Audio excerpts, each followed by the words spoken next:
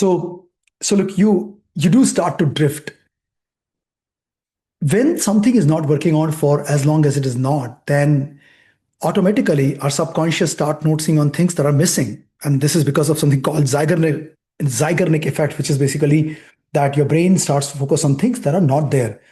So when you see continuous failures, and the failures don't have to be in your career, but the failures are in your personal life, in your health regime, in your day to day, you're getting up late or you're not able to sleep, or little tiny things, then the brain starts noticing them. And the subconscious tension, the stress that gets built up, just starts becoming you. And you start to drift, first slightly, and then more, and then more, and then more. And obviously, because we all want to explain us as to what it is, we tend to take a look at these words like procrastination or I'm lazy, and that, and that's what happens to all of us. And that's the thing that my war is against. And I want to add one more thing, which is when I take a look at people, when I take a look at my own life, I see that there are so many activities that I'm going through.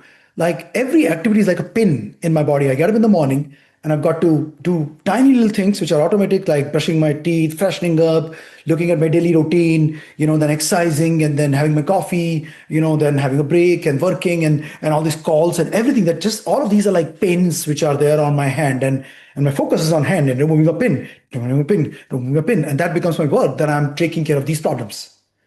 But unfortunately, the next day, the pins come back. And then what happens that along with this, my pin, there's also other people. It's their pin as well. And what happens? I'm taking a look at their pin, my wife's pin. She expects certain things. Hey, we gotta go and buy grocery, and we gotta go and do certain things. So there's another pin. Then my kids pin, they want certain things. Papa, can you do this? Can you take my car for a repair? And then my friend's pin. Hey, I'm going to buy a car this weekend. It's a big thing. I must show up. So these pins, I keep doing this. And what most people don't realize is that these pins become their life. Majority of their time is being spent on removing these pins. That's 95% of their life. And then we wonder, why is it that I'm tired at the end of the day? Then we wonder, why is that my goals are not being fulfilled? Because majority of the time we are reacting to these pins which are coming there in our hands every single day. So coming back to the main theme, which is you start to drift and you attribute wrong reasons for the drift. And that is what my war is up against.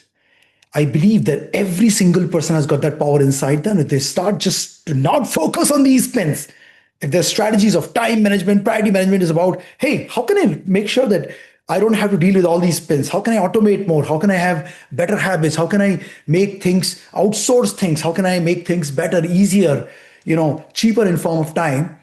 And that's when you have time to do what you want to do and push your career agenda forward, your growth forward.